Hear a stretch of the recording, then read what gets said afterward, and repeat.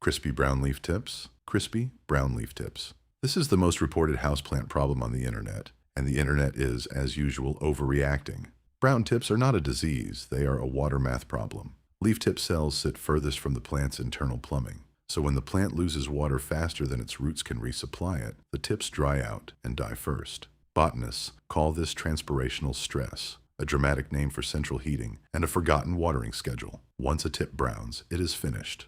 Trimming it off is cosmetic, not curative, the houseplant equivalent of cutting split ends and expecting healthier hair. The real fixes are raising humidity, watering more consistently, and keeping leaves away from heating vents and ceiling fans, which are basically tiny leaf drying machines pointed at your furniture. Brown, crispy edges. Brown, crispy edges that wrap the entire leaf margin, not just the tip. Different shape, different culprit. This pattern usually means fertilizer salts have built up in the soil faster than the plant can use them. Excess mineral salts pull water out of leaf edge cells through osmosis, dehydrating the plant from the outside in. It is most common in pot-bound plants fed on a strict schedule, but rarely given a deep draining rinse. The fix is flushing the pot with several times its volume in plain water until it runs clear, then easing off the fertilizer. Plants do not actually want to be fed constantly, despite what the bottle's feeding schedule implies. A schedule written suspiciously by the company that sells the fertilizer. Yellowing that only affects the lowest. Yellowing that only affects the lowest, oldest leaves. While everything above stays green is not a problem. It is the plant doing its own accounting. It is pulling nitrogen out of its oldest leaves and reinvesting it in new growth higher up, a normal process called senescence. It is exactly as alarming as a tree dropping leaves in autumn, which is to say, not at all. If the yellowing is slow, limited to a leaf or two near the base, and the rest of the plant looks fine, leave it alone. If it is racing upward and taking healthy leaves with it, that is no longer routine bookkeeping. That is a budget crisis, usually overwatering, or a genuine nitrogen shortage. Yellowing across the entire plant. Yellowing across the entire plant at once almost always starts at the roots. The instinctive assumption is that the plant is drowning, but water is not the enemy here. Oxygen is. Soil that stays saturated collapses its own air pockets, and without oxygen, root cells stop functioning and die. A plant that cannot move nutrients cannot make chlorophyll, so leaves yellow uniformly instead of growing. The instinct to water a sad yellow plant is exactly the instinct that caused the problem. The houseplant equivalent of pouring fuel on a stalled engine. Letting the soil dry out properly and repotting into a faster draining mix is the actual fix, not another scheduled watering. Leaves curling inward. Leaves curling inward. Edges rolling toward the center is not damage, it is defense. By rolling inward, the leaf shrinks its exposed surface area and slows how fast it loses moisture. A deliberate response to underwatering, heat, or painfully low humidity. Tropical plants can look fully wilted by mid-afternoon and bounce back within hours of a drink, either impressive resilience or world-class dramatics. The test that matters is whether the curl reverses after watering.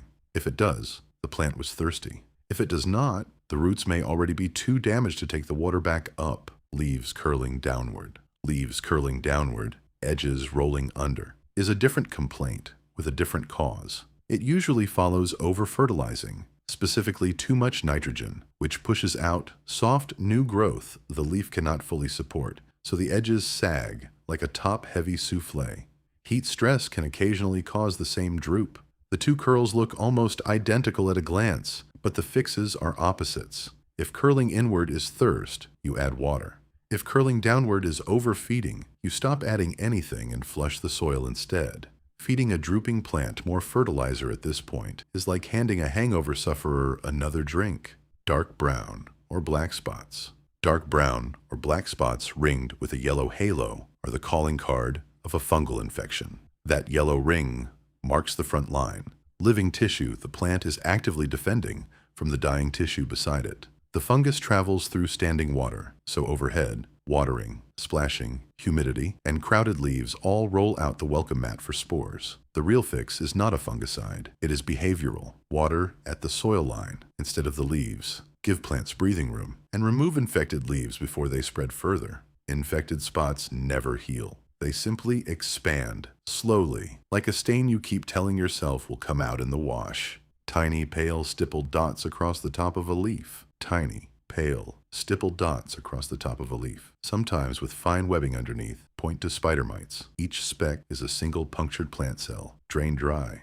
Despite the name, mites are not insects. They are arachnids, closer relatives of spiders and ticks, which is exactly why regular insecticides tend to shrug them off. A single female can lay up to 100 eggs, hatching in as little as 3 days in warm rooms, so small problems become large ones fast. The simplest diagnostic is holding white paper under a leaf and tapping it sharply. Anything that lands and starts crawling is your answer. And also, congratulations. You now technically own mites. A silvery metallic sheen across a leaf. A silvery metallic sheen across a leaf, sometimes paired with tiny black flecks of droppings, usually means thrips. These insects rasp, open the leaf surface, and feed underneath, leaving empty, air-filled cells that catch light differently, creating that bronze shimmer. Thrips are fast, small, and genuinely hard to spot without magnification, but they can fly, which means they can colonize an entire plant shelf within weeks. They are also one of the few common houseplant pests that transmit plant viruses while feeding. So, unlike most problems on this list, catching this one early is not optional. It is the whole game. White or grayish powder dusted across a leaf. A white or grayish powder dusted across a leaf, the kind that wipes off on a finger, is powdery mildew, and it breaks the usual fungus rulebook by not needing wet leaves at all. It prefers dry air with high ambient humidity, which is why it shows up in late summer or rooms with swinging temperatures. That white coating is not residue sitting on top of the leaf. It is the fungus itself, feeding directly on the cells underneath. Left alone, infected leaves yellow and drop. Diluted baking soda spray, neem oil, or potassium bicarbonate all work by disrupting the surface pH the fungus needs, which is a fancy way of saying you are making the leaf an unpleasant place to live. A sticky syrupy film on leaves. A sticky syrupy film on leaves, the kind that makes a windowsill feel slightly cursed, is not something the plant produces. It is honeydew, sugar-rich waste from sap feeders like aphids, scale, and whiteflies, tapping into the plant's internal sugar pipeline. That residue then attracts a second freeloader, sooty mold, a black fungus that grows on the sugar and blocks light from reaching the leaf beneath it. Treat the insects causing the mess, and the sooty mold clears on its own. Once the sugar supply runs dry, no scrubbing required, though scrubbing does feel oddly satisfying once you know what you're looking at. Small, white, cottony clusters. Small, white, cottony clusters tucked into leaf joints and stem crevices, looking like someone flicked bits of lint onto the plant, are mealybugs. That fuzzy coating is a waxy secretion the insects produce to protect themselves while feeding, which makes them surprisingly resistant to a casual spray of water.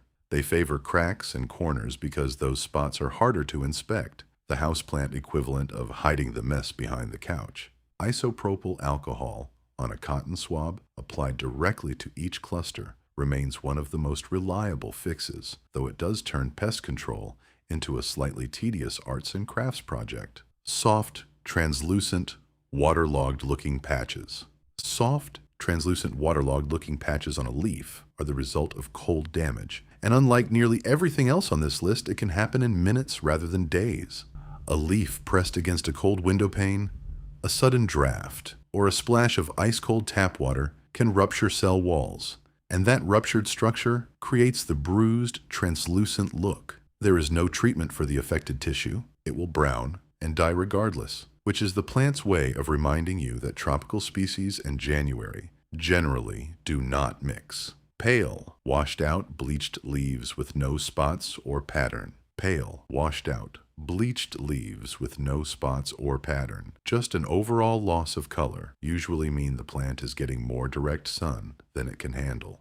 Intense light destroys chlorophyll faster than the plant can replace it, called photobleaching, and it tends to happen after a sudden move to a south-facing window or outdoors with no transition. The damage is typically permanent in those leaves, though moving the plant back to filtered light stops it from spreading to new growth. Some shade-loving species never adapt to full sun, no matter how slowly they are introduced to it. The plant version of some people and the gym. Leaves turning unusually dark, almost black-green. Leaves turning unusually dark, almost black-green, are often mistaken for a sign of vigorous health. They are actually the opposite. The plant is cranking up chlorophyll production to compensate for not getting enough light. It is the same trick deep-sea organisms use to wring color out of almost no light, just happening on a bookshelf instead of the ocean floor. A plant in this state grows slowly, produces smaller leaves, and builds soft tissue that pests and fungus find easy to move into. Moving it somewhere brighter restores normal leaf color, and new growth comes in lighter and larger almost immediately. Proof the plant was managing, not thriving. Wilted plant. A plant that wilts, even though the soil is clearly obviously wet, is dealing with root failure, most often root rot. Roots sitting in waterlogged soil too long get colonized by anaerobic bacteria and water molds that destroy root tissue.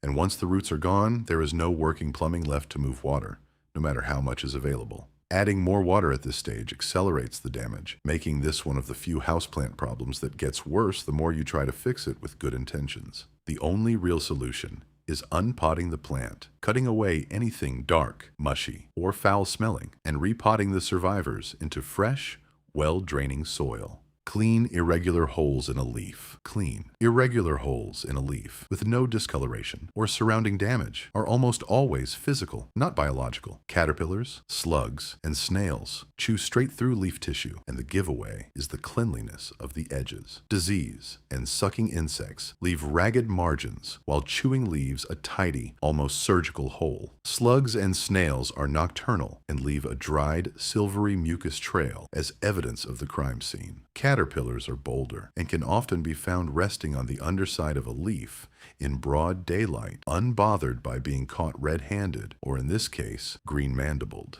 Leaves dropping suddenly while still fully green. Leaves dropping suddenly while still fully green and otherwise healthy looking is the plant making a deliberate trade. It is a stress response to sudden change, a move, a temperature swing, a repotting, reducing leaf surface right when roots are least able to supply water. The same mechanism drives deciduous trees to drop their leaves every autumn, just triggered by shortening daylight instead of an overnight move across the apartment. A houseplant shedding leaves after being moved to a darker spot is running the same math: fewer leaves, less demand, better odds, even if it looks like the plant is dramatically quitting on you out of spite. Variegated leaves, slowly reverting to solid green. Variegated leaves, slowly reverting to solid green, is less a problem and more a plant making a rational decision. Variegated patches contain little or no chlorophyll, so fully green leaves photosynthesize more efficiently, and a plant under stress or low light quietly starts favoring efficiency over aesthetics. Those all-green shoots grow faster and eventually outcompete the variegated ones if left unchecked. The only fix is pruning green shoots the moment they appear, which counts as maintenance, not a cure, since the plant keeps trying this trade as long as conditions allow. In good light, with steady care, most variegated plants hold their pattern fine without anyone having to play editor. New leaves emerging small and pale yellow. New leaves emerging small and pale yellow, with veins still sharply green, point to a nutrient deficiency rather than a watering or light issue, most often iron or magnesium. The plant has enough chlorophyll reserve in its older leaves to fake good health for a while, but new growth, with the least reserve to draw on, shows the shortage first. This is common with mineral-heavy tap water or soil with the wrong pH for absorption, even when the nutrient is technically present. A balanced feed with micronutrients, or a pH adjustment, usually resolves it within weeks. Proof that sometimes the problem was never the food, just the plant's ability to actually eat it. Most leaf problems on this list trace back to one of four things: too much or too little water, too much or too little light, an uninvited pest, or a fungus that found the right damp corner to move into. The leaf is just the messenger. If your plant could file a written complaint, the spotted, curling, yellowing leaf would be it. If this helped you diagnose whatever your plant has been silently dealing with for the past 3 weeks, you know where the subscribe button is.